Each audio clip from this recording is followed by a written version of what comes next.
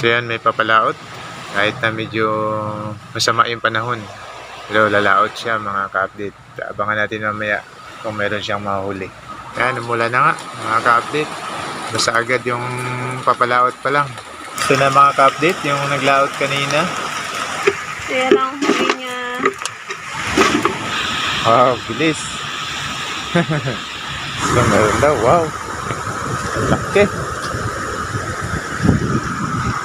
Ihaw. Ayun na.